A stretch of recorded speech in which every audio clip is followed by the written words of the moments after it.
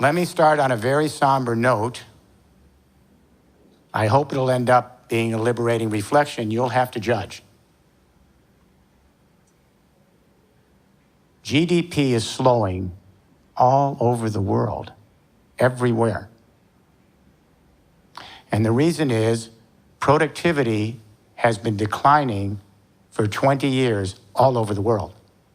The result, unemployment's very high everywhere. And nowhere is it more pronounced than among the millennial generation coming into the workforce. Our economists tell us that we can look forward to slow productivity and slow growth for the next 20 years. And let me do the math for you. At the end of two industrial revolutions in the 19th and 20th century, here's the equation. We have to admit that half the human race is far better off today than our ancestors were before we began this industrial experiment. Granted? Also, we need to acknowledge that 40% of the human race are making $2 a day or less, and arguably they are worse off than their ancestors were before the industrial experiment. And the final equation, the industrial era, while it's benefited half the human race and been a detriment to the other half of the human race, the well-off, the very wealthy, have done quite well. Today, the 62 wealthiest human beings in the world, we could put them in this little section of the room. The 62 wealthiest human beings in the world today, their combined wealth equals the accumulated wealth of 1/2 the human population living on Earth. 3.5 billion people. There's something really dysfunctional about the way the human family is organizing its economic relationships on this Earth. It's clear we're in a long-term structural economic crisis at the end of the second industrial revolution. But now this industrial era has given rise to a much more profound crisis, an environmental crisis. We have spewed massive amounts of CO2 and methane and nitrous oxide into the atmosphere of this planet to create this industrial way of life. And now we have so much CO2, methane, and nitrous oxide in the atmosphere that it's blocking the sun's heat from getting off the Earth. We are in real-time climate change. This is no longer a theory. This is no longer looming on the horizon. This is no longer imminent. Climate change is now at the house, in the door. What's terrifying about climate change, and unfortunately it's never explained, because if it were explained, our human family would be justifiably terrified and motivated and driven to begin to transform this planet. Climate change changes the water cycles of the Earth. That's what this is all about. It's never explained. We're the watery planet. Our satellite probes go to other planets, and what's the first thing we look for? Water. No water, not interested. Recently, they discovered what they think is dirty water on Mars, and everybody is thrilled. Our ecosystems on Earth have developed over millions of years based on the water cycles, the cloud cycles that traverse them across the Earth. For every 1 degree that the temperature of the planet goes up because of industrial-induced CO2 emissions, for every 1 degree that the temperature goes up on this planet, the atmosphere is actually sucking up 7% more precipitation from the ground. The heat is forcing the precipitation into the clouds, so we're getting more concentrated precipitation, more violent water events, but they're more infrequent, throwing the entire water cycle of the Earth off kilter. More blockbuster winter snows. 8 feet in Boston that last season, my gosh. More dramatic spring floods. That flood in the Carolinas, remember? They said this flood only will occur once every 1,000 years. It's the new normal. More prolonged summer droughts. My wife and I were in British Columbia, and we're coming into Vancouver, and the pilot says, we have some smoke coming in. And I turned to my wife and I said, he means smog. No, he meant smoke. Wildfires from British Columbia to California, summer drought and wildfire. We have Category 3, 4, and 5 hurricanes now, so dramatic that they're destroying infrastructure and killing people all over the world. That hurricane that hit the Philippines, this was the most powerful hurricane ever recorded. This is the new normal. What I'm saying here is that climate change is dramatically changing the water cycles. They're on an exponential curve. This is absolutely frightening. It's terrifying. And if you are a young millennial about to start a family, if you're a parent here or a grandparent, I want you to listen to this. Our scientists now tell us that we are in the 6th extinction event of life on Earth. It doesn't even make the headlines. This is the most dramatic story the human family has ever faced. There have been 5 mass extinction events on Earth in 450 million years, and each time the chemistry of the planet shifts very quickly. There's what we call a turning point and massive die-out. And after the massive die-out of life, it takes upwards of 10 million years to get new life back on Earth. Our scientists now tell us we are in the 6th extinction event. This is not a model, we're chronicling it in real time.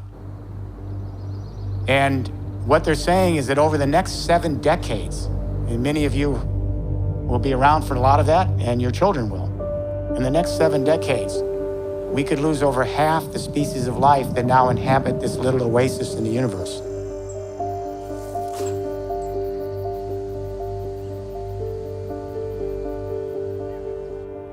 As my wife says, we just are not grasping the enormity of this moment. We might acknowledge climate change, but we're going on as business as usual with a little greenwashing. 99.5% of all the species that have ever been on this planet have come and gone. Those are not good odds. And what's interesting is human beings, we're the actual youngest species. We're the babies. Anatomically modern humans have only been here about 200,000 years. There's no guarantee we're going to make this. And the new studies that have just come out, they're even more terrifying because they're seeing the freshwater melts in the Arctic now, in Greenland, and now in Antarctica much quicker than we expected, changing the ocean currents.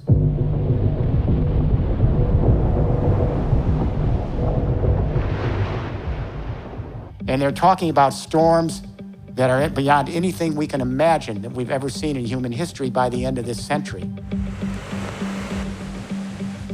Talking about the major coastal cities where much of our urban population is underwater. This is not a century from now. This is in the lifetime of many young people who are 4 and 5 now and will be my age when we're in full steam into this new era, this abyss. So what do? We need a new economic vision for the world. It has to be compelling. We need a game plan to deploy that vision, and it needs to be quick. It needs to move as quickly in the developing countries as in the industrialized nations. If we have any chance of arresting the worst of this climate change, we're going to have to be off carbon in 4 decades, everywhere. This is beyond anything we're talking about at global conferences. How do we begin to tackle something of this magnitude? We need to step back and reflect on how the great economic paradigm shifts in history occur. If we know how they occur, we're going to get a roadmap here in this room and around the world, and we're going to get a compass that will allow us to navigate a new journey, to completely transform the way we handle life on Earth. There have been at least 7 major economic paradigm shifts in history, and they're very interesting anthropologically because they share a common denominator. And that is, at a certain moment in time, 3 technologies emerge and converge to create what we call in engineering a general purpose technology platform. That's a fancy way of saying a new infrastructure that fundamentally changes the way we manage, power, and move economic life. What are those 3 technologies? First, new communication technologies to allow us to more efficiently manage our economic activity. Second, new sources of energy to allow us to more efficiently power our economic activity. And third, new modes of mobility, transportation and logistics, to allow us to more efficiently move the economic activity. So when communication revolutions join with new energy regimes and new modes of transportation, it does change the way we manage, power, and move economic life. It changes temporal spatial orientation. It changes our habitats. It allows us to integrate in larger units. It actually even changes consciousness and governance. Let me give you two examples. First Industrial Revolution, 19th century. Second Industrial Revolution, 20th century. The Brits took us into the First Industrial Revolution. And first, it was a communication revolution. They invented steam-powered printing. No more manual print presses. Steam-powered printing was a big leap forward because it allowed us to mass-produce very cheap print quickly. Then, in the second half of the 19th century, the Brits lay out a telegraph system across the British Isles. Steam-powered printing and the telegraph, those communication technologies then converged with a completely new source of energy in Britain called coal. But how were they going to take that coal and harvest it? They invented the steam engine. Now, this is ingenious. They figured out that they should put the steam engine on rails for locomotives, national transport, and logistics. Urban life, the Industrial Revolution, steam power. Second Industrial Revolution, the United States. Centralized electricity, and especially the telephone. I know we think the internet's a big deal, but the telephone was a really big deal. All of a sudden, people could communicate at vast distances at the speed of light. Later, radio and television. These communication technologies converged in the United States with a completely new energy source, cheap Texas oil. Then Henry Ford put everybody on the road with cars, buses, and trucks.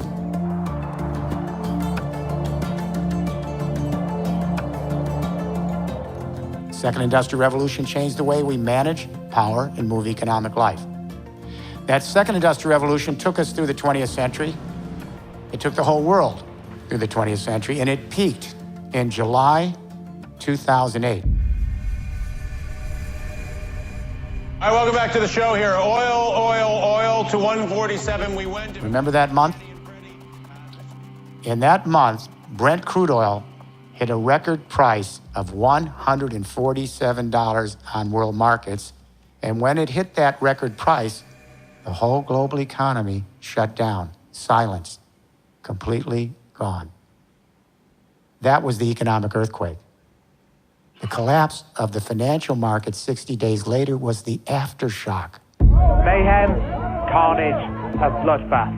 Call it what you want, but what we saw on global stock markets today was ill-disguised panic. Good evening. This was the day after what may someday be called Black Monday on Wall Street because it was perhaps the worst financial collapse since the Great Depression. Our policy leaders are still dealing with the aftershock, not the earthquake. Why was it the earthquake? Because the entire industrial revolution that we've gone through is all dependent on the carbon deposits of a previous period in history. You know, if we look back, let's say that we make it through this next period of history. I always wonder, what will future generations think of us maybe in 100,000 years from now? And they'll say, oh yes, we remember them. There was the Bronze Age, the Iron Age. These were the fossil fuel people. They dug up the burial grounds of the Carboniferous era and created a short-lived, dramatic, and very dangerous civilization. It's all about fossil fuels. Our fertilizers and pesticides are made out of fossil fuels. Our construction materials are made out of fossil fuels. Most of our pharmaceutical products are made out of fossil fuels. Our synthetic fiber, our power, our transport, our heat and light's all moved by fossil fuels. So when the price of oil goes over around 95 a barrel, all the other prices go up. When we get into the zone of around 115 a barrel, prices become so high that purchasing power slows. This is the sunset of a great industrial era. Now, you remember in 2009, oil went down to 50 a barrel because the economy had shut down. There was no activity. In 2010, we tried to regrow inventories, so oil prices started to go up. All the other prices started to go up. And in 2014, we hit a new peak of 114 or 15 a barrel. Purchasing power slowed down again. This is a convulsion of growth, shutdown, growth, shutdown. And the only reason oil went down in the last few years to 30 a barrel is now the fossil fuel industry is fighting among themselves in the sunset. OPEC said, we're going to keep the oil spigot open. We're going to flood the world with oil. And that's going to take the price down to 30 a barrel and wipe out our new competitors, the more exotic fossil fuels, shale gas in the US, tar sands in Canada. And guess what? They wiped them out. Only took a year and a half. Bankruptcies across the United States in the shale gas industry. And now tar sands in Canada, the pipeline's not happening. And do you hear anybody talking about energy independent right now? It's over. And as soon as the bankruptcies complete themselves, the oil prices are now starting to go back up. But now we have failed states. Where there's oil production, we have failed states. So this is a volatile, convulsive sunset over the next 40 to 50 years, an unstable world. Where do we head from here? Let me share an anecdote. When Angela Merkel became Chancellor of Germany, she asked me to come to Berlin in the first couple of weeks of her new government to help her address the question of how to grow the German economy on her watch.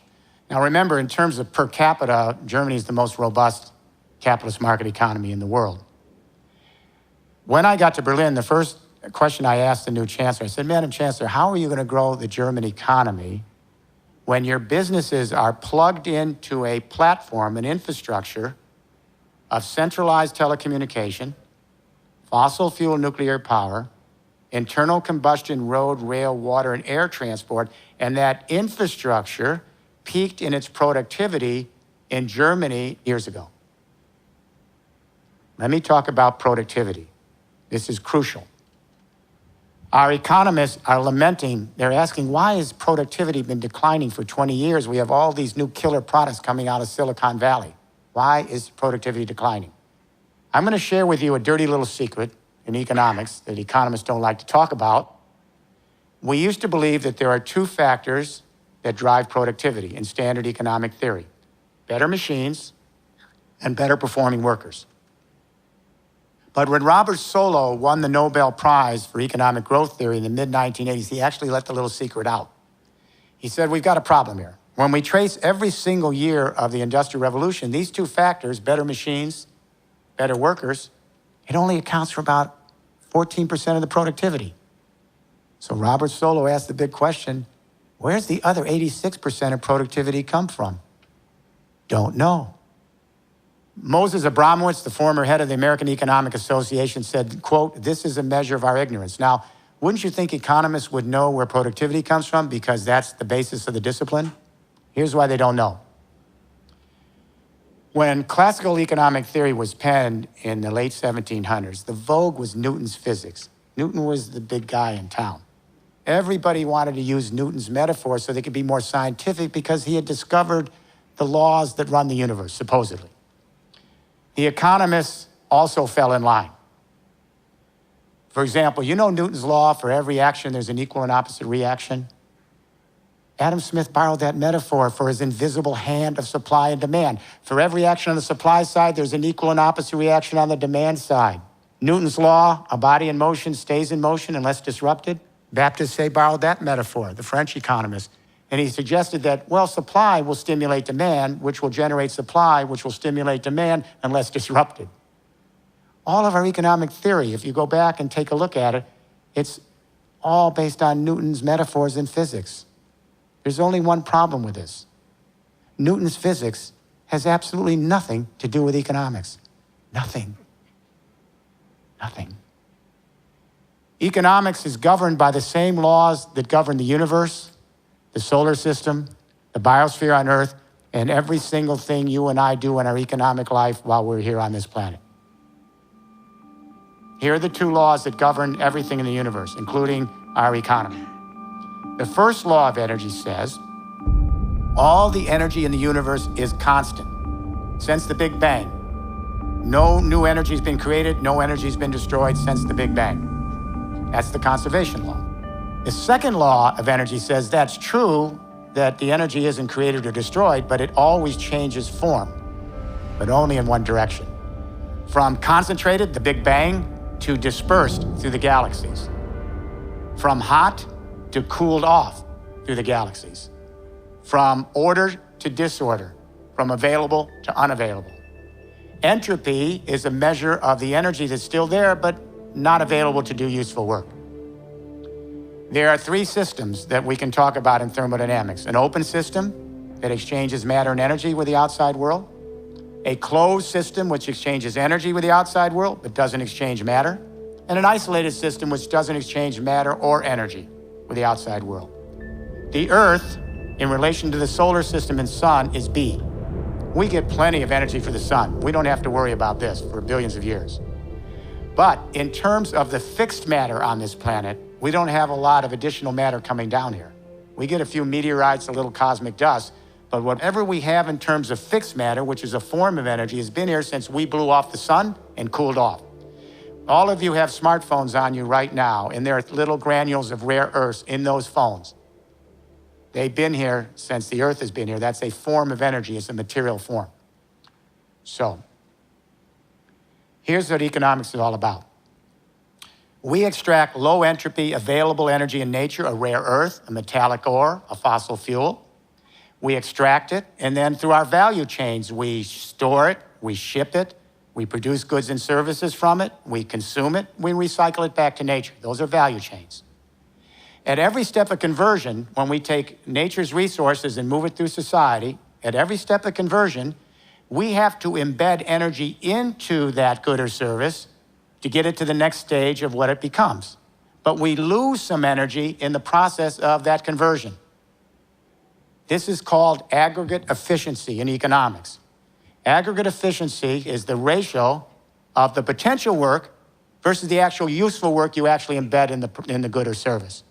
Let me give you an example. Nature has the same economic conditions that we have in our human economy. If a lion chases down an antelope in the wild and kills it, about 10 to 20% of the total energy that's in that antelope gets embedded into the lion. The rest is heat loss in the conversion. That's the aggregate efficiency. What does this have to do with my conversation with the Chancellor of Germany? She's a physicist, by background. So here's what I said to her. We started the second industrial revolution in 1905 in the United States with 3% aggregate efficiency. Every conversion of nature's resources through the value chains, we lost about 97%. It didn't get into the product or service. By 1990, the US got up to about 14% aggregate efficiency. That was our ceiling. Nothing's changed since then. And I reported to the Chancellor that Germany got up to about 18.5% aggregate efficiency. That was their ceiling. Nothing's changed. Anybody want to guess which country led the world in aggregate efficiency? Japan. 20% aggregate efficiency, 1990s, reached its ceiling. What I'm saying to the Chancellor is this. You can have market reforms, labor reforms, monetary reforms. You can create incentives for killer new products. You can try to create 1 million Steve Jobs. It won't make a damn bit of difference.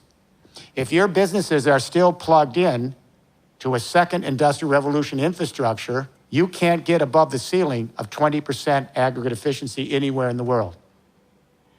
Why is this important? A new generation of economists who happen to study physics have gone back and looked at the industrial record, and they added a third factor to productivity. Better machines, better workers, aggregate efficiency. The ratio of yes, it's so obvious, the ratio of potential to useful work. When they put in that third factor, it accounts for much of the rest of productivity. Henry Ford could have told you this. In fact, every engineer could have told you this. Every architect could have told you this. Every biologist could have told you this. Every chemist could have told you this. They all have to start their training in school by learning these two laws of energy that govern the universe. I teach in the oldest business school in the world. I taught the advanced management program at the Wharton School for 15 years. Not a single business school in the world today, right now, requires that you learn about the first and second laws of thermodynamics that govern economic activity. How shameful is this? So in that first day with the chancellor, we discussed the third industrial revolution, a new convergence of communication, energy, and transportation to manage, power, and move Germany. At the end of the day, in a private session, the chancellor said, Mr. Rifkin, we will have this third industrial revolution here in Germany. The communication internet is now matured. It's been 25 years since the World Wide Web. We have digitalized communication. Now this communication internet is converging with a nascent, digitalized, renewable energy internet. And now both those internets are converging with a fledgling, automated, GPS, and very soon driverless road, rail, water, and air transport internet to create three internets: communication internet, renewable energy internet, automated transportation logistic internet, one super internet to manage, power, and move economic life. These three internets ride on top of a platform called the Internet of Things. We're embedding sensors in all of our devices, as you know, so they can monitor real-time activity and then talk to other machines and talk to us. So we have sensors now in the agricultural fields, and they're actually monitoring the growth of crops, the soil salinity, the moisture in the crops, et cetera, and they're sending that data. We have sensors now in the factories that are monitoring our economic data. We have sensors in smart homes, monitoring how the energy is used in our buildings. We have sensors in smart vehicles, warehouses, smart roads, all of them collecting data. But where does that big data go? It goes to communication, energy, and transport internets to manage, power, and move economic life. As this new system comes in, it's going to be ubiquitous by 2030, connecting everything with everyone. We are essentially creating an external prothesis, a distributed nervous system, that's going to allow everyone on this planet at very low cost to begin directly engaging each other on a global Internet of Things and bypassing a lot of the vertical integrated organization and middlemen that kept us away from each other. We can have direct engagement now. This is the revolution. This evens the playing field. There's been a long discussion among the millennials. You started this Occupy movement saying, what about the 1%, the 99%? Now we have a new platform. The Internet of Things platform is of a different nature than the platforms in the first and second industrial revolution. The new platform is really radical because this third industrial revolution platform is designed to be distributed, not centralized. It works best when it's collaborative and open and transparent rather than closed and proprietary. And the benefits come when more and more people join the network and each of us contributes our talents, which benefits the network and then benefits us. It's designed to be laterally scaled, not vertically integrated. And this is what moves us from the 1% and the 99% to a vast, vast expansion of social entrepreneurialism in global networks. That's the upside. On the other hand, how do we deal with network neutrality? How do we ensure that everyone has equal access to this new Internet of Things platform, this third industrial revolution? How do we make sure governments don't purloin this platform for political purposes, already beginning? How do we make sure that giant monopoly companies, some of them on the internet, don't use that data for their own commercial purposes at our expense? How do we ensure privacy when everyone's connected? How do we ensure data security when everyone's connected? How do we prevent cybercrime and cyber terrorism that could disrupt the system and take it down when everyone's connected? This is the dark net. And what I'm saying to you today is that the dark net is as impressive as the opportunity of the bright net.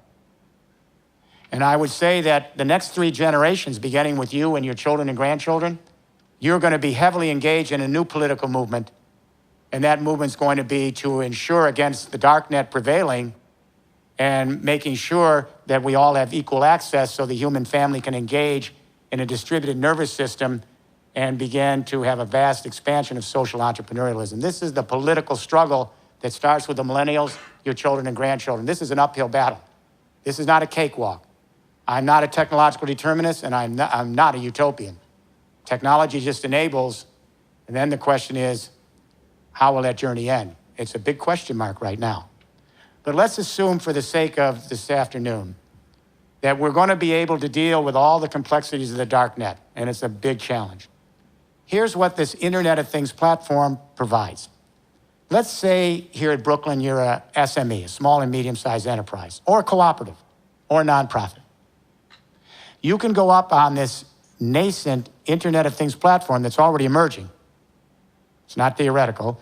And you can have a transparent picture of all the economic data flowing through the world if it stays network neutral. The power here is enormous. We think Snowden was a big deal. Now all the economic data is going to be open to everyone, not just a few government secrets. But in a network neutral world, you're going to be able to go up on this platform and have a completely transparent picture of all the data. You can go up on the platform and cut your big data on your value chain out from the noise. Then you can mine your big data with analytics. Then you can create your own algorithms and apps that will allow you to dramatically increase your aggregate efficiency at every step of conversion on your value chain. And as you do that, dramatically increase your productivity, dramatically reduce your ecological footprint, and dramatically plunge your marginal cost. Some of those marginal costs are going to get so low, they head to zero marginal cost. And when they hit near zero marginal cost, it gives rise to a completely new economic system. In economic theory, the optimum market is where you sell at marginal cost. Marginal cost is after fixed cost. Once you pay for whatever the technology is, the marginal cost is what it costs to produce a unit. Classical economic theory, we've always said that the most optimum market is where you sell at marginal cost. Here's the problem. We never expected a technology revolution, digital revolution, that would be so powerful in its potential productivity that could actually reduce the marginal cost for some goods and services to near zero, meaning there's no longer a profit margin, and you can produce goods and services for each other beyond the market in the sharing economy for nearly free. This sharing economy didn't come out of the blue. Capitalism gave birth to this sharing economy. Let me be clear. As muddy as the sharing economy is, it's the first new economic system to enter onto the world stage since capitalism and socialism in the 19th century. It's a remarkable historical event. This is already happening. Zero marginal cost phenomenon is not theoretical. It's been how many years since Napster, the file sharing service? About 17 years? 17 years. Well, this little file sharing service started a revolution. We have 3 billion people right now on the internet, and now the Internet of Things, who are actually producing and sharing virtual goods at near zero marginal cost beyond the market, disrupting entire industries. We have young people that are producing their own music. And what does it cost to have a little technology, a little machine that allows you studio quality music when you want to record in your home? And then whether you send that music to one person on the web or a billion, it's zero marginal cost. You just need a service provider, keep your power up. I was surprised when that Korean performance artist a couple years ago, 1 billion people went to his website, zero marginal cost. We have millions of young people any given day who are producing their own YouTube videos. Take a little video, put it up on the web, 1 billion people can see it, zero marginal cost.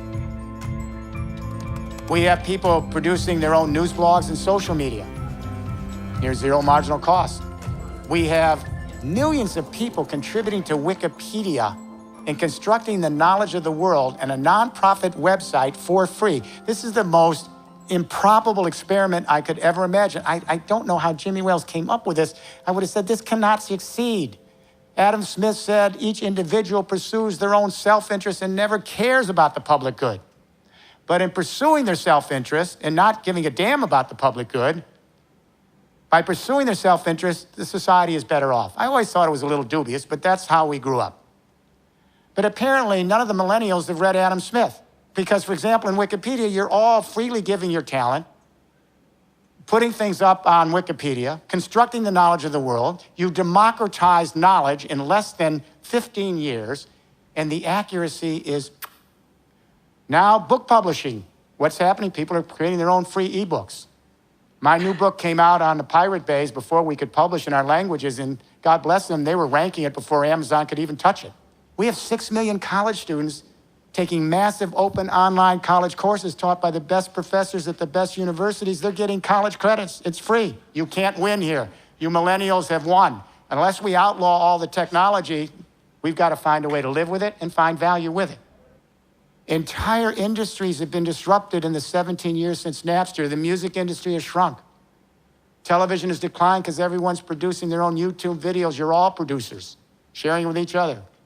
Newspapers and magazines have gone out of business with social blogs, but thousands of new enterprises have emerged. Not just Google, Facebook, and Twitter, all of these are new, but thousands of startup enterprises, profit and nonprofit. They're creating the platforms. They're creating the apps.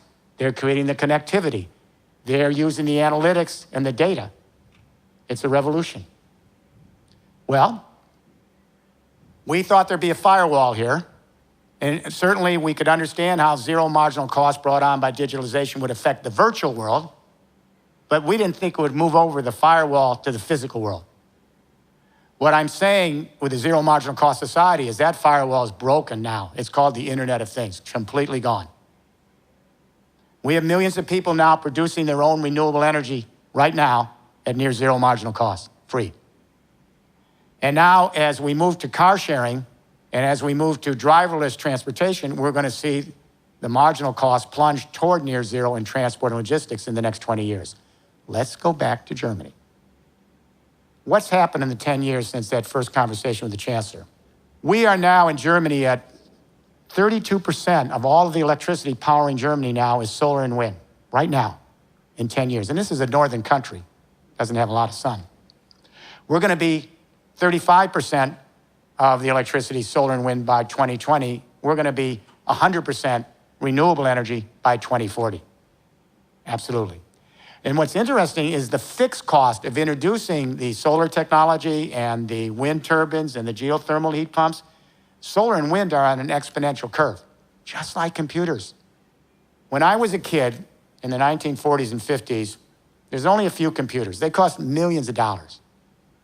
And the chairman of IBM at the time said, we probably will need a total of 7 computers.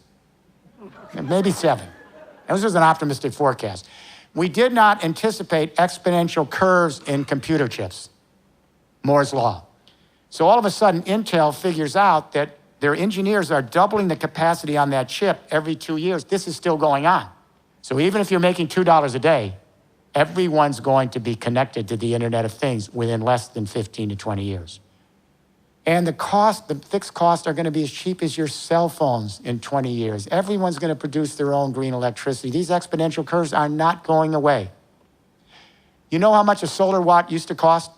$78 to generate 1 watt solar in 1978. You know how much it costs to generate a solar watt today? Not $78, 50 cents. It's going to be 35 cents in 18 months from now. This is really moving quick. And this is what you're not told here in the United States by the energy companies. We have power and utility companies, some of them in my group, global group, and they're quietly, right now, buying long-term 20-year contracts for solar and wind electricity in Europe and America, quietly, right now, for 4 cents a kilowatt hour. And the Berkeley National Labs, government labs, just announced they're generating wind and solar. I think it's somewhere between 2.8 and 3.5 cents a kilowatt hour. It's over, actually, for fossil fuel and nuclear. And the next big bubble, I will tell you now, is going to be the $100 trillion in stranded assets in the fossil fuel industry. This is going to make the subprime mortgage look like the small-time game. Because we're moving toward parity, and then solar and wind are getting cheaper and cheaper. That's what's going on behind the scenes right now. But what's interesting in Germany, once you pay the fixed cost for your solar panel and wind turbine, the marginal cost of producing the energy in Germany today is zero. The sun has not sent us a bill in Germany. The wind hasn't invoiced us. The geothermal heat has not come to us with a bill. It's free. So what happens when German businesses can plug in to a communication internet that then converges with an energy internet, and we digitalize the electricity grid so everyone can produce their own solar and wind and either use it off-grid or sell it back to the grid? What happens when companies plug in to an energy internet where the cost of the energy is near zero marginal cost? Think about when they have to move across their value chain, and at each step of conversion on their value chain, their energy cost is near zero. How does any second industrial revolution country compete with that? And it's not big Germany only. Little Denmark's done this. Anybody can do this. Who's producing all the new energy? In Germany, there are 4 major power companies: EnBW, RWE, E.ON, and Vattenfall, these giant global vertically integrated companies. And frankly, we thought they were invincible. What's happened to them in 10 years is what happened to the music industry, television, newspapers, magazine, and book publishing. Thousands of small players have come together in electricity cooperatives, farmers, small businesses, neighborhood associations. All of them went to the banks and got loans, these electricity cooperatives, and every bank was completely fine about giving them the loans. Why? Because they knew that the energy they generated would get a premium price when they sell it back to the market. Nobody was turned down. They're creating all the new energy. This is power to the people, literally and figuratively power to the people. What happened to the big 4 power companies? They're producing less than 7% of the new power, and they acknowledge they're out of the game. Why? To their credit, they were the most efficient means to produce and distribute centralized power, fossil fuel and nuclear power, vertical integration. But the new energies, they require millions of small players connecting where they are and collecting. You have to collect the sun everywhere in little amounts, and the wind everywhere where you are, and the geothermal heat everywhere where it is, and rewards cooperatives who laterally scale and join together in networks. Big companies can't put all these players together. The players come together in their own regions, the cooperatives, and they join together. It is power to the people. Does this mean this is the end of the energy companies? Not necessarily. Many will go out of business. Some will not. About 7 years ago, the E.ON, one of the giant 4 companies, asked if I would debate their chairman, Mr. Tyson, but in a neutral country, the Netherlands. We had a 3-hour debate. And I said to him, look, you're not leaving the second industrial revolution tomorrow morning, but you also have to be in the third industrial revolution tomorrow morning, because you have a 25, 30-year transition to get from the second to the third and find new value. And I said, in the new system, it operates quite differently than the old system. In the new third industrial revolution, you make more money by selling less and less and less electricity. I said, what you do is you set up partnerships with thousands of enterprises, and you help manage the energy flow through their value chains. You help them with their big data. You help them mine that big data with the analytics. You help them with their algorithms and apps, dramatically increase their productivity. In return, those thousands of enterprises will share their gains back with the power companies. It's called performance contracts. We're now doing it. Guess what? Last year, the chairman of E.ON, took him 7 years. They're moving to renewable energies, and they want to help manage parts of the energy internet with energy services. EDF, the great nuclear power in France, has joined our group. We're doing the whole build-out of the third industrial revolution in parts of Europe, in northern France, the Netherlands, Luxembourg.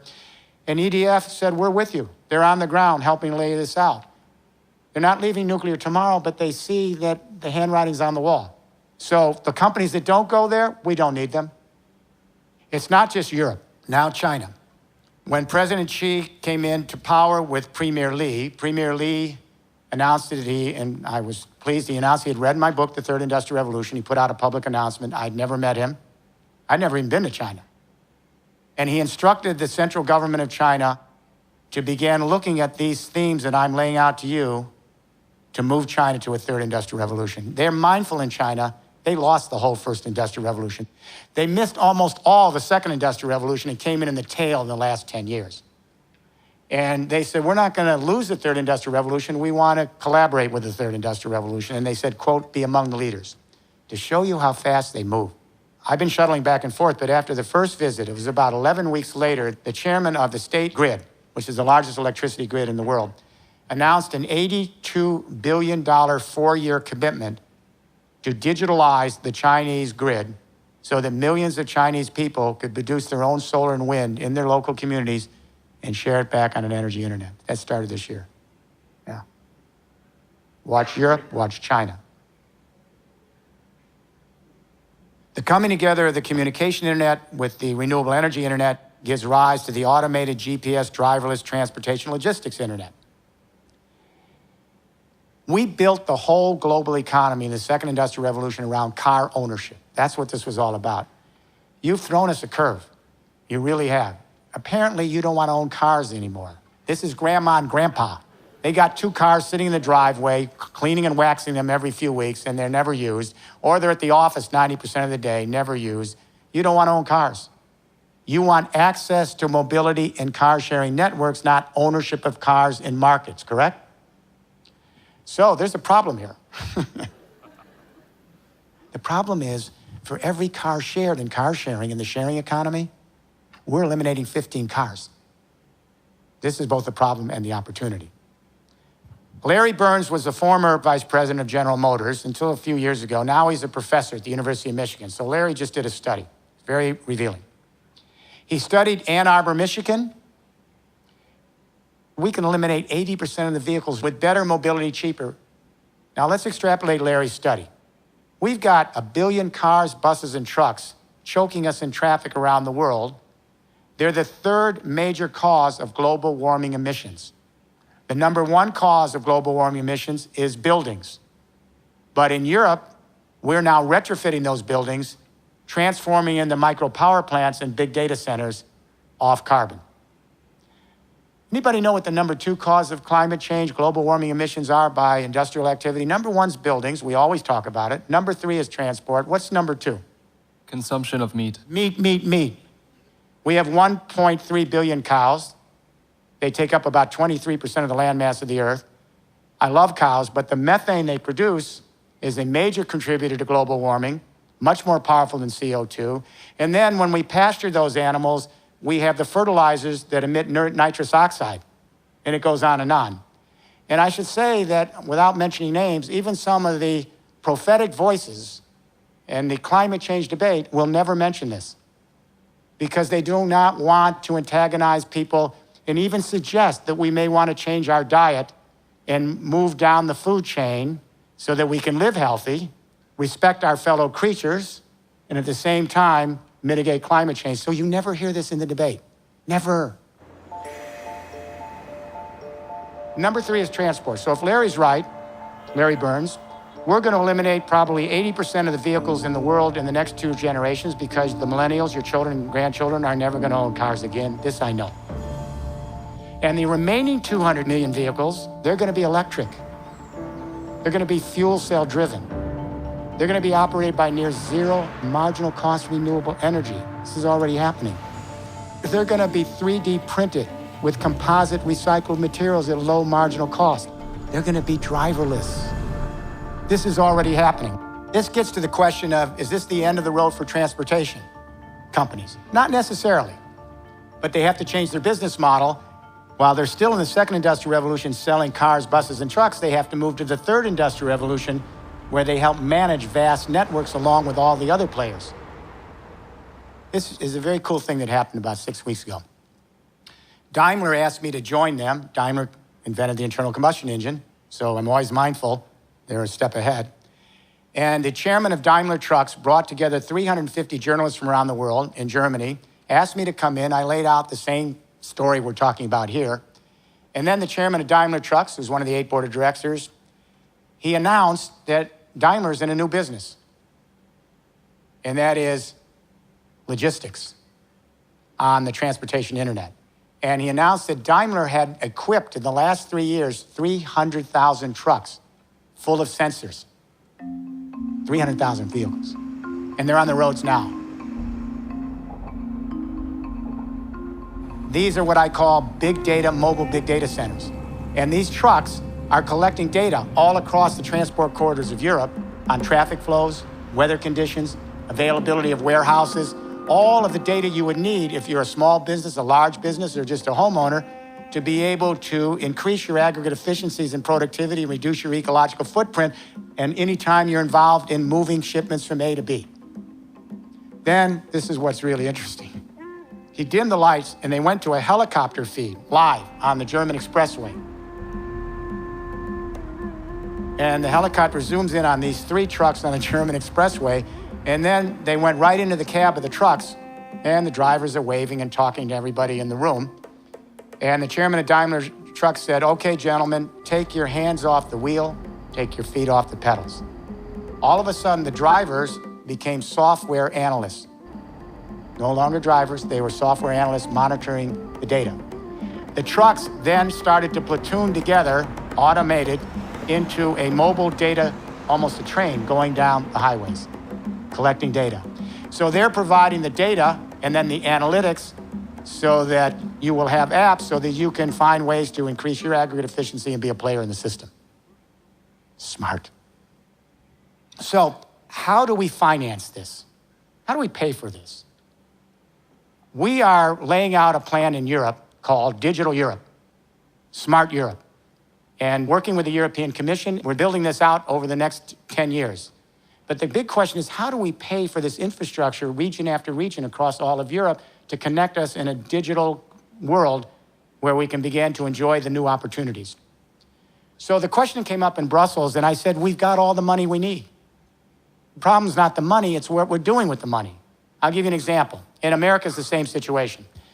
In Europe, we spent 741 billion equivalent US dollars on infrastructure in 2012, 1 year alone. That's just a bad recession year, typical. The problem is what we spent it on. We spent the money on an old second industrial revolution platform. Remember what I said to Chancellor Merkel?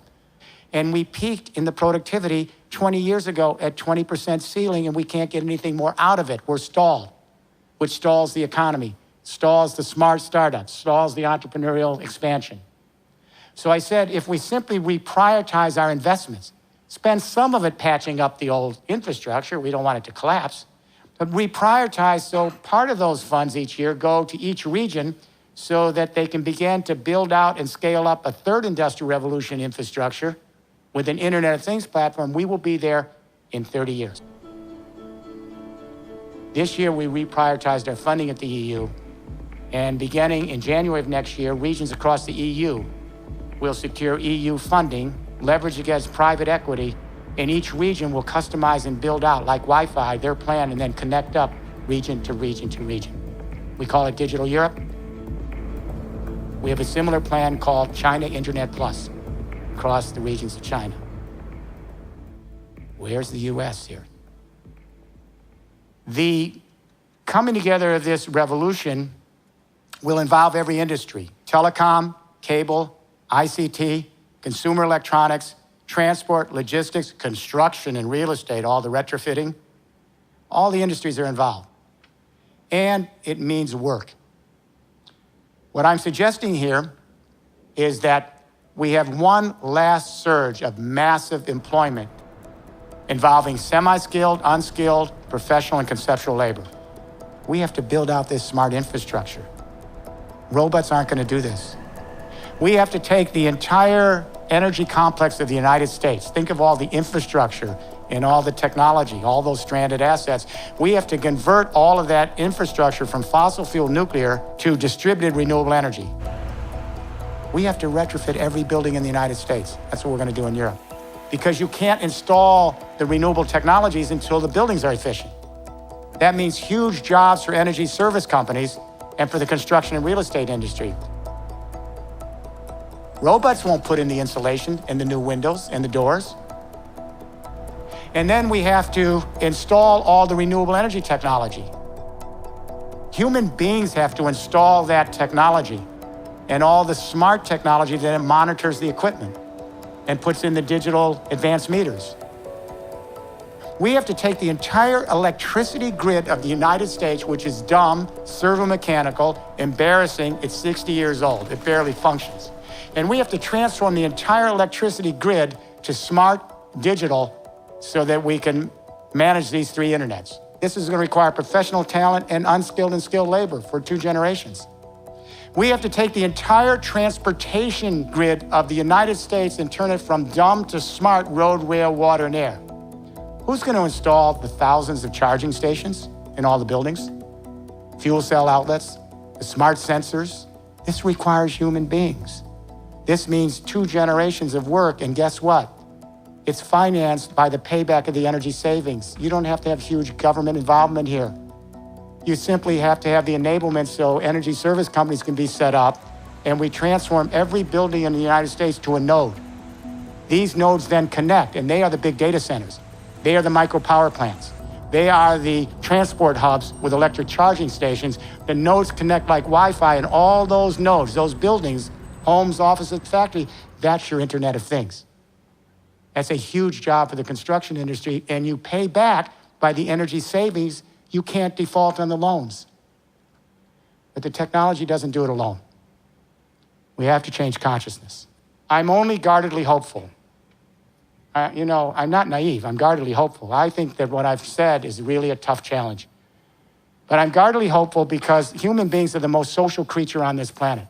When we get the story right, we move quickly.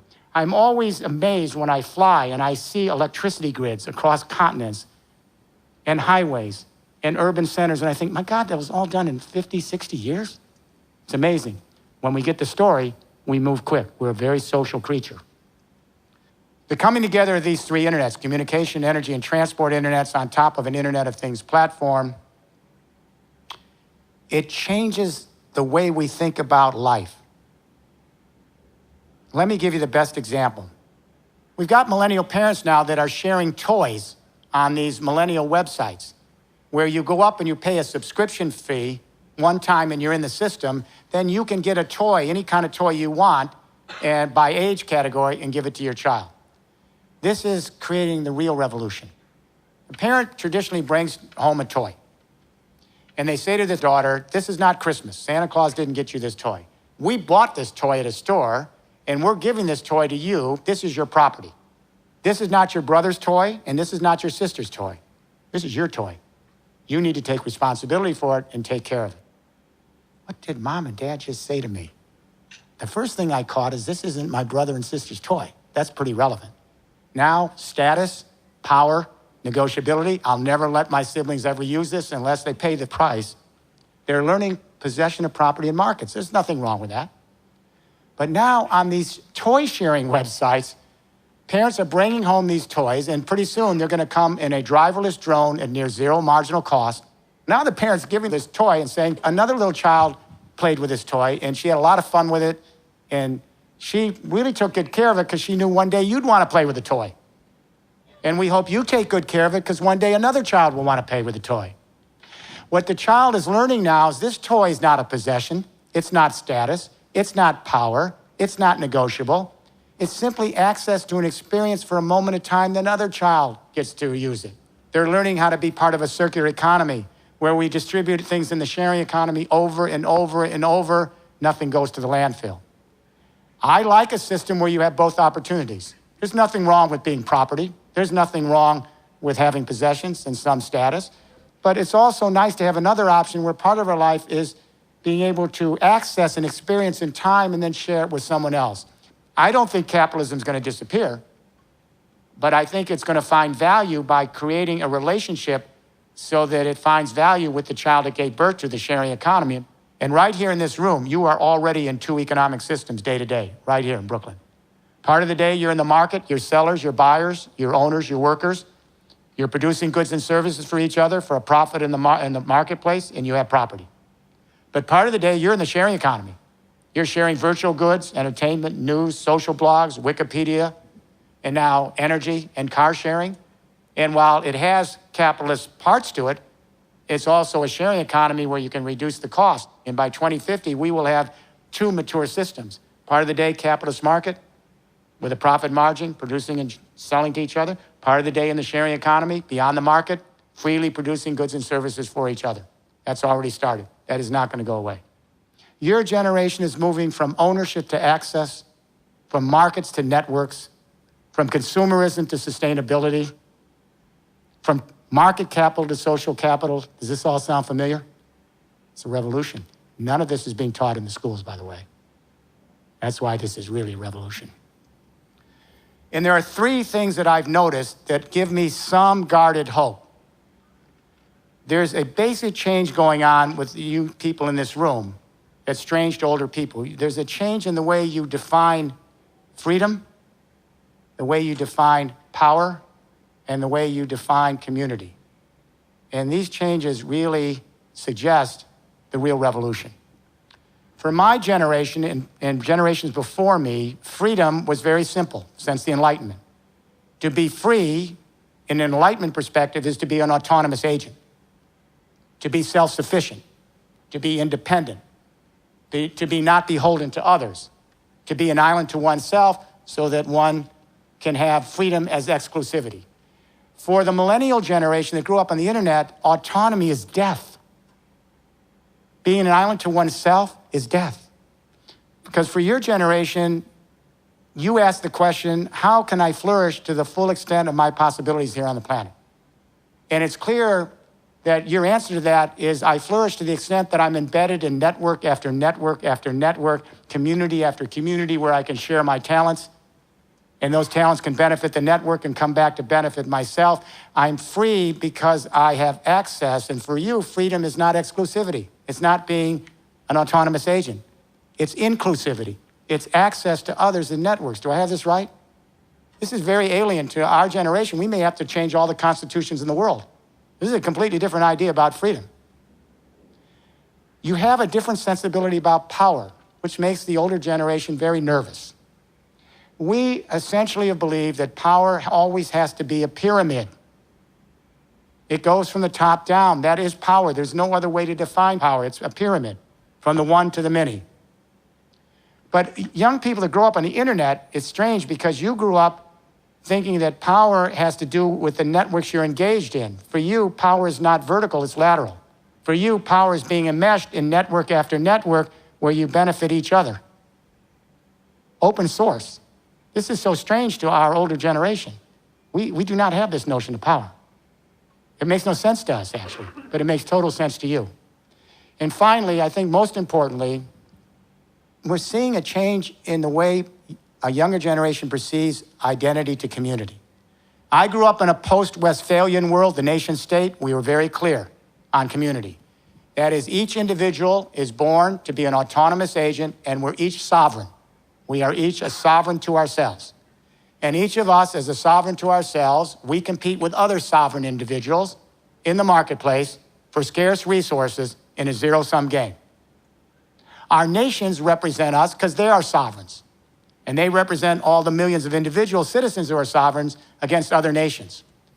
And each nation then competes with every other nation for scarce resources in the marketplace or the battlefield in a zero-sum game. That's the post-Westphalia nation-state world. Here's my question. Does anyone here believe that we're going to be able to address climate change and bring the human family together and take our responsibility for our fellow creatures and the earth we live in with that worldview? Anybody?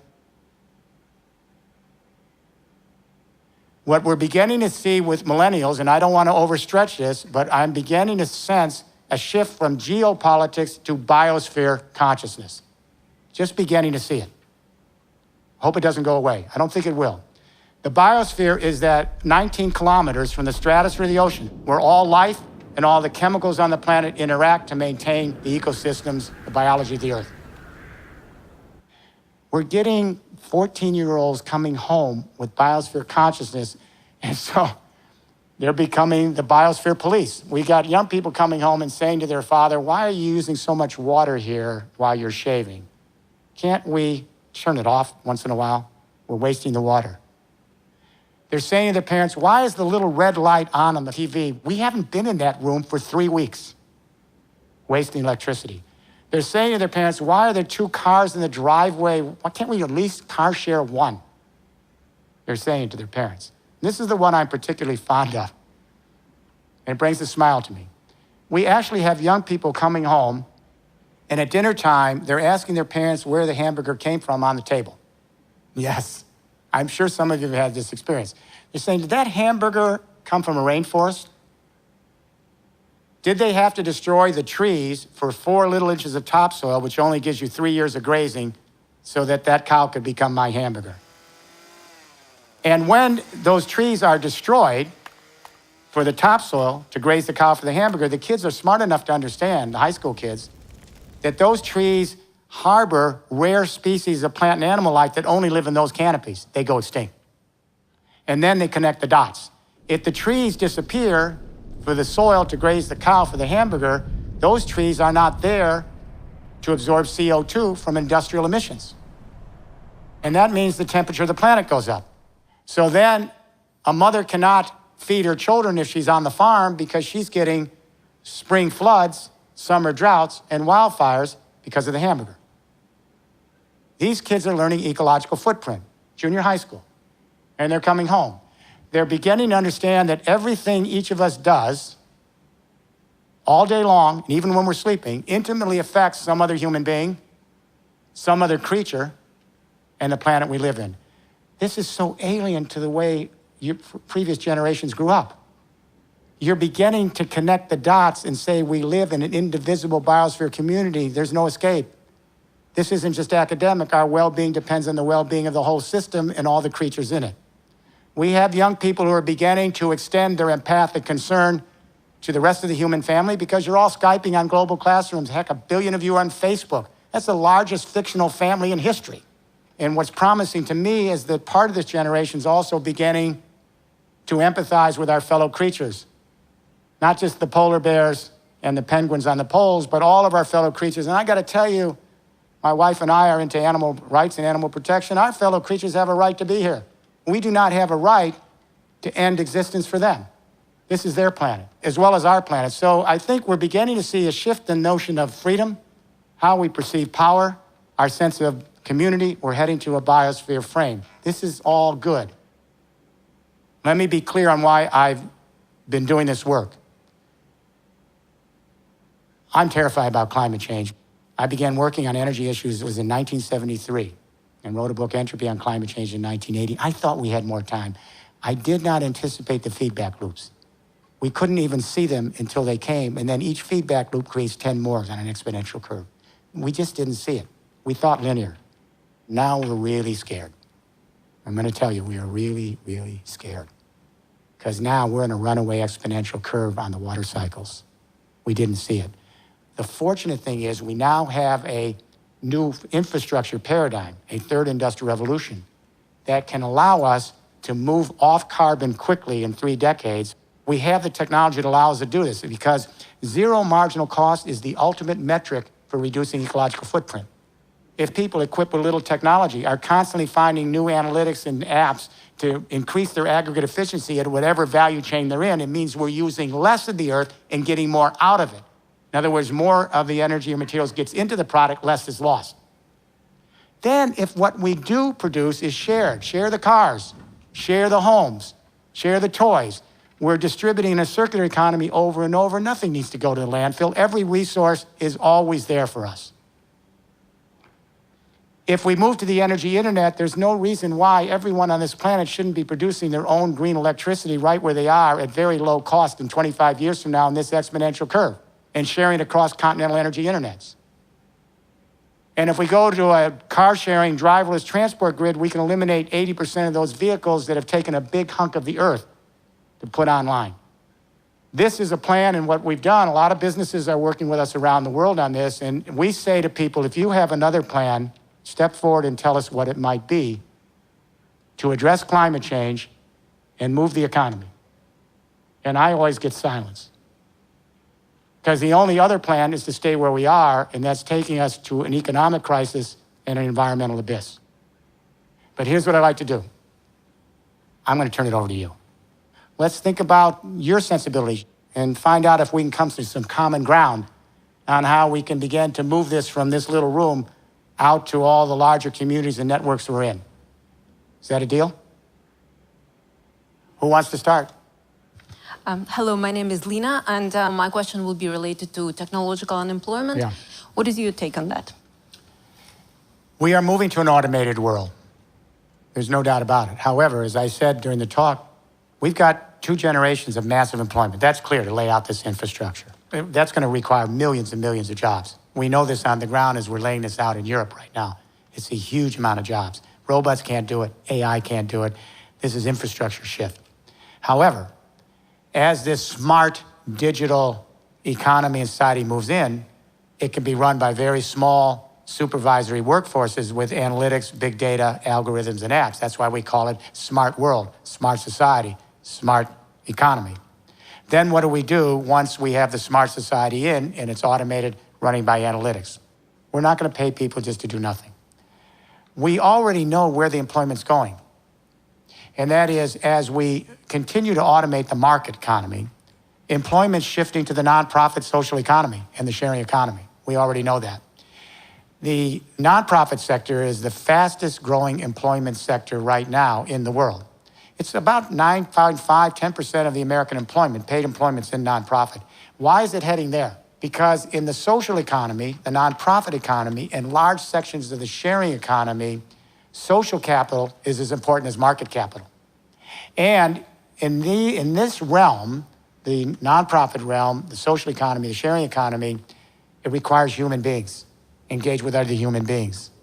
Machines are only supplemental. We will never have a robot raising a child and interacting with them in a child care center to develop their brain. It's never going to happen. They may bring the lunch to the kid, the robot, but it's going to require human beings working with those children. And whether it's in parts of healthcare, in the knowledge industries, in cultural areas, humans with humans. The only other question is, how does this sector survive financially?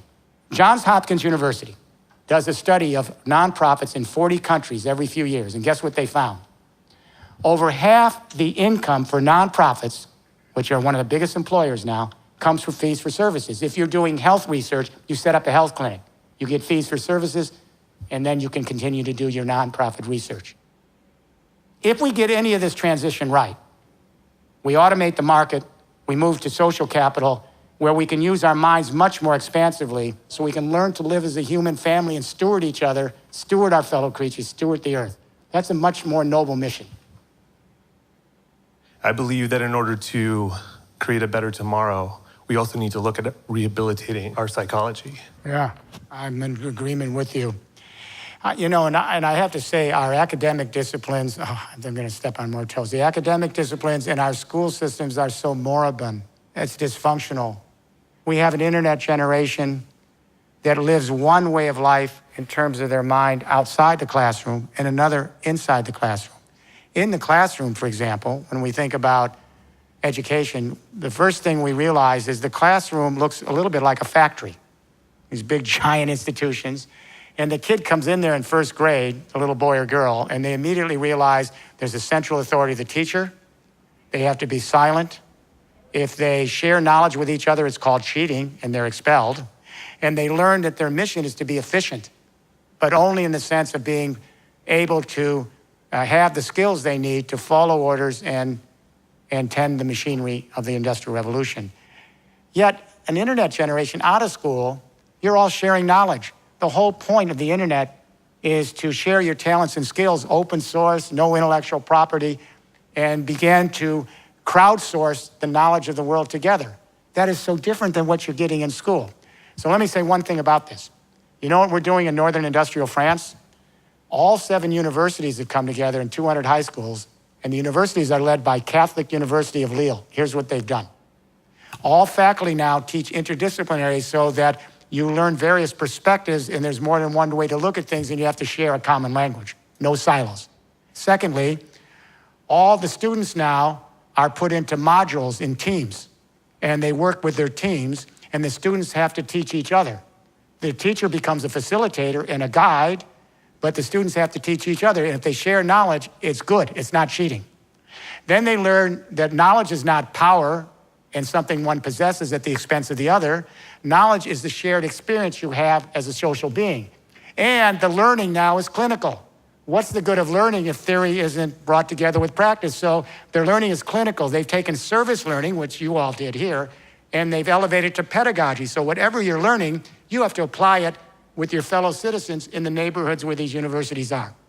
How do you like that? Catholic University of Lille. That's the revolution. I believe in the Darwinian theory of humanity being more Darwinian than utopian. What would you do about basically corruption and fraud? Let me be very clear. I am an anti-utopian. If you read my books, I don't believe in utopias. I don't like utopias. I think utopias are dangerous. Our human spirit, the empathic spirit, is designed to show compassion to our frailties, our precarious existence. An empathic world is never a utopian world. Utopias are worlds that are perfect. There's no mortality, there's no pain, there's no suffering, and every moment is perfect. There's no such world. I look through history and I see that the most civilized societies are the ones that can move empathy to larger range.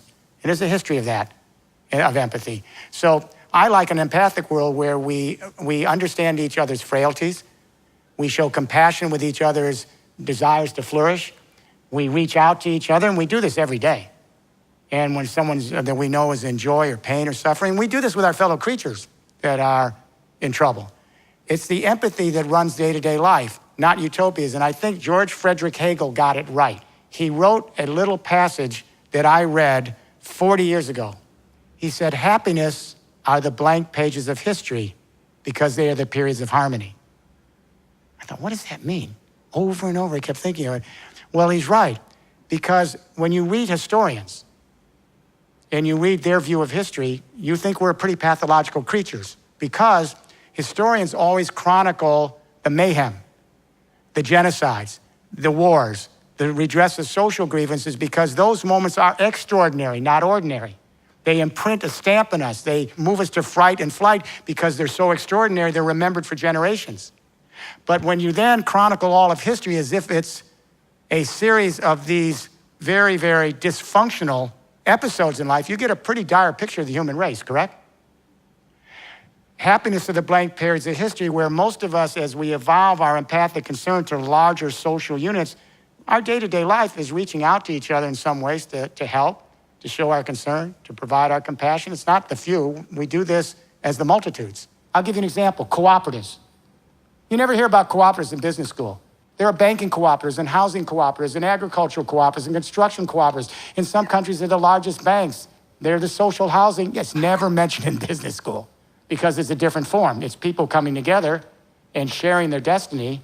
This is the true sharing economy, cooperatives, and that's why they're the engine, the vehicle for the new sharing economy, but they're never mentioned. Societies that are able to nurture the empathic sensitivities that are in our neural circuitry are the ones that don't have to worry as much about the secondary drives, which are brutality and corruption and all the bad things that go with it. So I have a little bit better picture in my mind of the evolution of the human race. What I'm suggesting is the next stage is biosphere consciousness. As we begin to see climate change impacting our entire community, and there's nowhere to escape, we begin to realize we're part of that community. And so we're getting a younger generation that's beginning to empathize with our fellow human beings and our fellow creatures in one biosphere. This is a hopeful narrative of the human race with all the dark periods in between. So I hope you leave with that message. At least I believe that the history of the human race is to overcome and to transcend ourselves and to empathize in larger social units until we see ourselves as part of one life force on the planet. I'm Tony.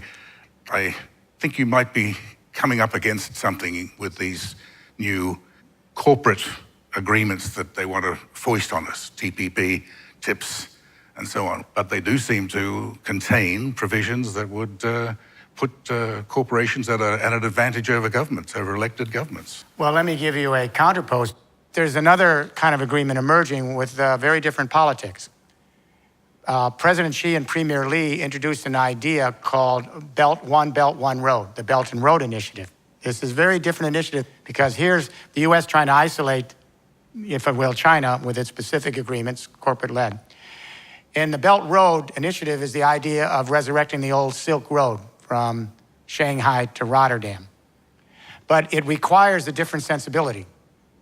Originally, it was designed just to get a railroad across the hinterlands, crossing the Stans all the way into Europe, and a Mediterranean route around the southern edge and to Italy.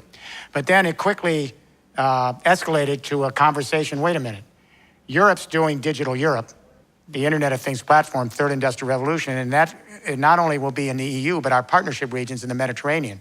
That's a 1 billion people market. 500 million in the Union, 500 million in our partnership regions in the Mediterranean, North Africa. China has a similar plan that we've worked with them.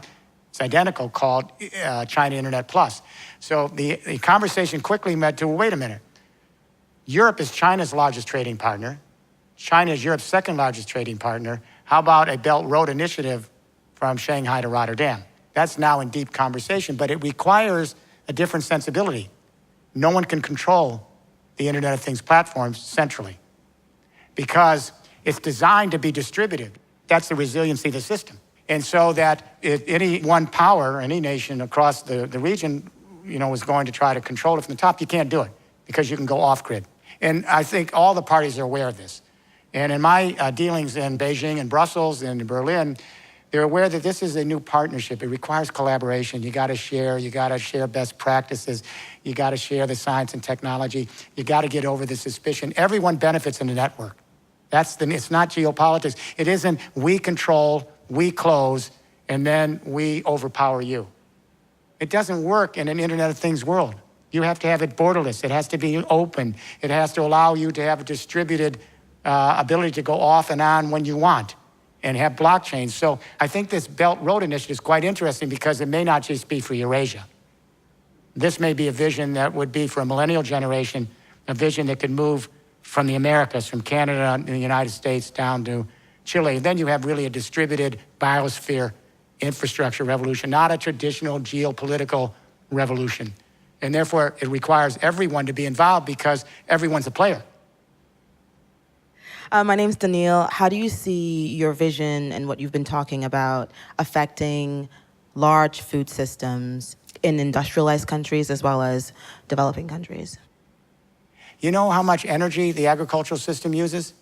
About 1/3 of their cost are energy costs. The fertilizers, those are fossil fuels. The pesticides, those are fossil fuels. The machinery, it's all run by fossil fuels. The packaging, the plastics, it's made out of fossil fuels. The water that they have to bring in and irrigate, the electricity grids run by fossil fuel and nuclear power to move the water. So if you want to take a look at agriculture, it is a huge player. Not only that, the fertilizers emit nitrous oxides, which are much more potent in terms of their impact than CO2. You know that 40%, I believe it is, of the land that's used for agriculture in the world today is to grow feed for animals. It takes at least 8 pounds of feed to create 1 pound of beef. That makes the transport industry look like super efficient. It's the most inefficient system we know on the food chain. If you look at pure injustice, you'd have to say the shift to a feed grain animal culture and a chemical farming culture for pasturing animals is one of the great injustices in the history of the world. Some of us live high up on the chain, the rest are denied access to the land. We got to turn that around. So in Europe, we are interested in organic agriculture. We're interested in moving from pesticides and chemical agriculture to ecological agriculture where we learn to live with the surrounding flora and fauna, and we find ways to encourage the flora and fauna to be able to be compatible with what we're growing. In the old chemical world, if it moves, kill it. Everything surrounding your crop should be killed. So we live in a chemical wasteland across the agricultural fields with runoff poisoning our water. It's how shameful. So we want to move to organic agriculture. We had mechanical agriculture in the first industrial revolution. It started in the late first industrial revolution. We had chemical agriculture in the second industrial revolution. We need to have smart, organic, ecological agriculture in the third industrial revolution. And we have to bring back regional and local agriculture that supports local communities. It's absurd to ship a tomato around the world. Ridiculous. Hi, I'm Rochelle. And I was wondering if you could talk a little bit about water and how water plays into this decentralized vision, how the privatization of water plays out. I was just hoping you could speak to that. There's only a small amount of water on this planet that's available for human use, less than 1%. The rest is not available. There is a deep nexus between energy and water that's never explained. You have to have energy to move water. And that is that 8% of all the energy we generate in the world, power, goes to extracting water, treating water, moving it through pipelines in water, and recycling the waste. But you need water to move energy. This isn't well known. And that is, the energy industry uses over half of all the water we use goes to the power industries, of all industries, over half. And this will surprise you. In France, which is 80% nuclear power, you know how much of the water they use for cooling the nuclear reactors in France?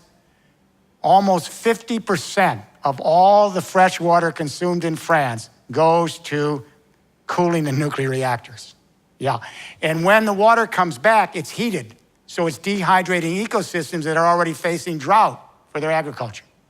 And now, sometimes the water is so hot because of climate change in the summer, they can't even use it to cool the nuclear reactors, and they have to slow down the electricity. So what's the nexus? We have to begin to create a new plan so that people get control over their water in a distributed system that brings water together with energy. And I'll give you an example of why. If the electricity grid is disrupted, let's say one of the transformers, big electricity transformers, either through cybercrime, cyber terrorism, or natural disaster, goes down, and your power goes down, there's no water. We're dead in 3 weeks.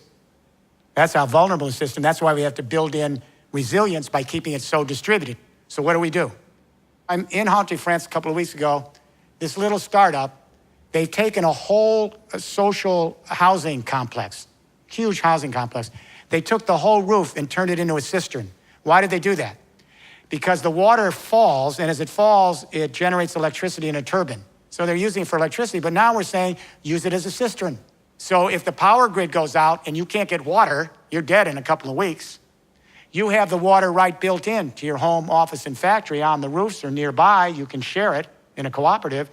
And then that water can be used potable for fresh water. And then we're now talking with companies about, and with housing, that you can take the water, use it for your toilet water, and you will be able to recycle it right back on site. So you can go distributed and decentralized when the real power grid goes out. The key to maintaining this system is it's distributed. If anything happens in one part of the system, you can go off, both distributed and decentralized, and share your water, share your energy. So water and energy go together, and you've just hit, and I'm glad you said this, something that has really come to the top of the agenda for us now. How do we create a distributed water internet to go side by side with the energy internet? Very cool thinking. My name's Elizabeth, and I just have a question for underdeveloped countries. How do they play a part in this whole third industrial revolution? Can they sort of skip the gun because they don't have an established infrastructure? Yeah, you just answered the question I was about to answer. Very good. Well, here's what we realized, just what you said. What we finally realized is in the developing world, their liability is their key asset.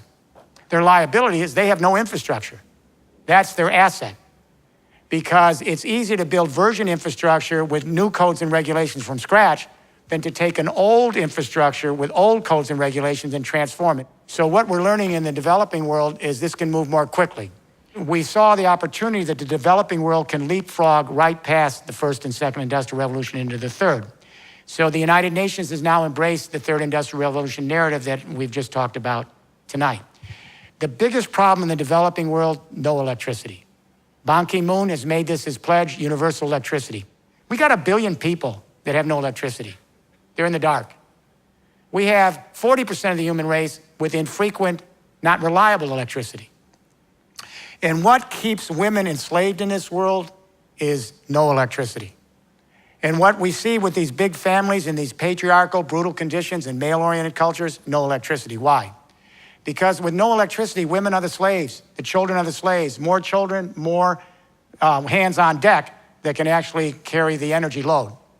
We forget the relationship between electricity and freeing women in the West. Women were the slaves at the hearth until electricity came in. Electricity freed women from that slavery, if you will, to go to school beyond the first 5 grades. And then electricity created new skills that didn't require upper body strength, but up here. Electricity revolution created all sorts of new skills. And when that happened, as women became more educated and more independent and had the new skills of the second industrial revolution, fewer babies. You can give out millions of condoms. It'll make no difference. until you bring electricity into the developing world, free the women, have them get educated, and have them be recognized as half the human race. And what's interesting is the women are setting up these microgrids, a lot of it. So you see in rural Africa, they go into a village, it's happening in India too, and small startups, they come in, they lease a solar panel on each roof. They give you a lease. And then they give you a cell phone. This is happening all across rural India and now sub-Saharan Africa. But instead of a big centralized grid, then you go village to village to village and you create microgrids that are laterally scaled. This is going to take off very, very quickly. It already is. This is the smart social entrepreneurs of the next generation. This is why I'm really pleased to see this happen. It brings confidence that we can do better. I'm Ray, and I've been thinking during your whole talk about how do we overcome monopoly? We have to worry about a new kind of monopoly. Now, I'm going to be honest with you. I love Google. It is the magic box. I'm now so lazy that anything that comes up, especially at my age, I ask the magic box. It is a great research engine. However, when everybody needs Google, and it's the only research engine, and it's our window to the research we need, it starts to look like a global monopoly, and it starts to look like a public utility. What did we do with successful businesses that had a product line that was so important that everybody needed it and it was a public good? What did we do in the second industrial revolution with the telephone industry? We, in America, in other parts of the world, we government took over a lot of it. But in America, we kept them in the private sphere, like AT&T, but we regulated them as utilities. And we did this across the electricity utilities, many of the power utilities, we regulated them. I think it's naive to believe that we won't do this. The millennials and your children, this is the new political movement. You're going to be asking the question, how do we get the best out of these new enterprises? But they have to be regulated as public goods in the realm so that we all ensure that we get equal access, that we have some control over our creative content and data, maybe through blockchains, and that we're able to secure our privacy, et cetera. Facebook, same thing. When the whole human family has to come together on Facebook to communicate with each other, it's a great service, but it looks like a public good. It's a utility. And we're going to have some kind of global authorities to regulate them. Does this make sense? This is the politics of your generation. This is the politics of the new third industrial revolution. Hi, I'm Carlin. In the words of your Wharton alumni, how do we make America great again? Let me say something to take this from another corner. President Obama wanted a green economy. He spent billions and billions of dollars of our tax money for a green economy, and we don't have a green economy. Why did this happen? Because the mentality here in this country is all we need to do is use tax money to incentivize, because we want 1 million Steve Jobs. So what happened with President Obama is he would incentivize, give some money to a solar factory here, a battery factory over there, incentivize. But you can't start with that. You have to start with incentivizing the infrastructure itself, which requires everybody coming together. Now, he made a very famous statement during his second presidential campaign, which got to the heart of it. You may recall that he was speaking to small businesses, and he made an offhanded comment saying, "You didn't build that." Remember this comment? It went viral. "You didn't build that." And they went nuts. He was referring to infrastructure, and he was trying to say the infrastructure comes first, then you can create your new businesses with it. The problem is they went viral because the small business said, "No, we create America. It's the entrepreneurial spirit." We've actually so dummied down our country that we actually have no idea how businesses feed off the infrastructure that come from public-private partnerships, government, industry, and civil society. Who do they think created the public school systems so that we could train the workforces? Private businesses didn't do that. Who laid out the interstate highways with tax money? You think private businesses will lay out an interstate highway system with no lights from coast to coast? Who underwrote all the pipelines that had to bring in the electricity, the gas and the telephone industry, on and on and on. In fact, let's look at Steve Jobs. The fact is that most of the research that went into his smartphone was government-funded research. He marketed the product. But we've so dummied down that half the country or more doesn't want the government to do anything. They don't even want the government. This is the failure of the United States. We do not have a social market economy. Europe does. Other parts of the world do. But in America, we have this whole idea that it's just the entrepreneurial spirit, let the companies rule, let the marketplace reign. This is our death knell. Because if we can't work together in each county and each state with business, civil society, academia to lay out this platform and create the regulations, codes, and standards, then the new businesses come, then the new models plug in. So what I'm saying is look to the infrastructure, and your millennial generation, it's up to you now to bring this sense of a social market economy back into the dialogue. We need government, we need business, we need the civil society, we need public capital, we need private capital, and we need social capital. All three equal players at the table.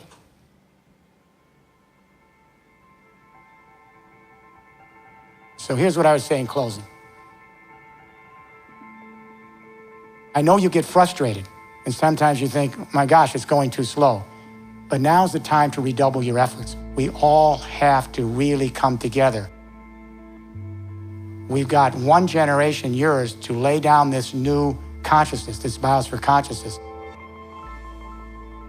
Your responsibility to carry this on is a weight that no generation's had in history. I don't know of any period in history where one generation was called upon to save the species. And if you believe this is really happening, and it is, this is actually the responsibility of the millennials in this room. We now have, I think, potentially a roadmap and a compass. It's going to be up to the younger generations now. This is the digital revolution. You are the digital revolution. It's your turn. It seems to me if the millennial generation is ready to create this new digitally connected world that helps us create peace between the economy of society and the biosphere of the planet, it should be now. And what you have to do is you have to join together in the virtual world, in the physical world, on the ground, in the communities, both in the infrastructure, in the politics, and the social engagement. You got to make this happen. I'll give you one little mission. How long is it going to take for a millennial generation to prepare a bill of particulars for a declaration of human responsibilities and stewardship of our human race, our fellow creatures in the planet we live in? And then you have 1 billion young people in a cohort in Facebook, and they're all declaring this. Then you're at the table. You're at the table virtually and physically, and then 1 billion people strong, you should be able to do this in a very short period of time. This doesn't take a lot of organizing. Then you're at the table with the new potential monopolies. You're at the table with the governments who would purloin this for their own ends. You're at the table with the special interests that want to drag us back to the second industrial revolution. Come to the table. Make it happen. Pass on this legacy so when your grandchildren look back at you, they can say you did the right thing. You helped replenish the planet, got us off carbon, helped show our proper respect to generations not yet here, including our fellow creatures. Thank you. Good night.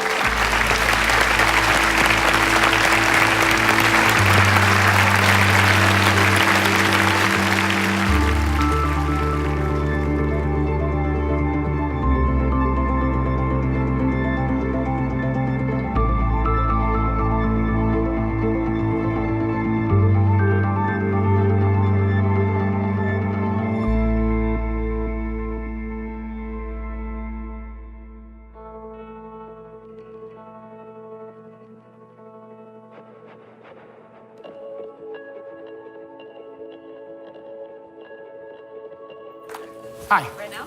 Yeah. Hi, I'm Kelsey. Hi. I study design and technology, and what I wanted to say was that You're Parsons?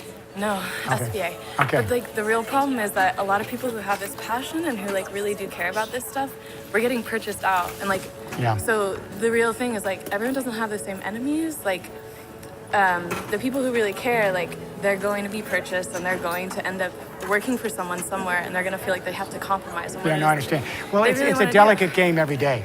You know, as you get older, you have to think about life goes really quickly. And if one doesn't have the commitment at 25, you're not going to have it at 50. And this time, we need a generation that can stay close to the mission all the way through their life and pass it on to the kids. And I understand how difficult this is, believe me. Hi, thanks for coming. Thanks so much for this. Very enlightening. My pleasure. Do you have any recommendations on how to get more involved at a local level? Brooklyn's ideal. Brooklyn should be the place. Absolutely. This is where a lot of the startups are. I 100% agree with you. I interviewed like 30 people for the documentary I'm working on, including Robert Reich, and they all are optimistic long term. I'm only guardedly hopeful that demographics is on our side. It's called the millennials. Millennial generation is more sustainable, more ecological oriented, but I think it's an uphill battle. As Thomas Paine said, every generation must recreate the world anew. The digital generation, you're there, do it. You don't need to look back at those who are our history. Look to the future of what you want for your children. Hi, how are you? Good, I just want to shake your hand. Oh, thanks. Yeah, Thanks for coming. The zero marginal cost is possible if the data centers are for free. Yeah. So we need... Well, you know, it's Wikipedia. They do nonprofit, they get contributions. It's tough, but they make it because enough people believe in it. Or you look at BlaBlaCar or Etsy. They've done it with a little bit commissions. Look at Patagonia. They've become a benefit company. And they say there are 8 or 9 states that pass legislation now saying, look, if you're a benefit company, profits don't have to be your first motive. Therefore, you won't risk hostile takeovers. So there's a lot of stuff moving, but it's difficult. So I encourage you to do that. Take some risks. Don't sell out. That's what I'm saying.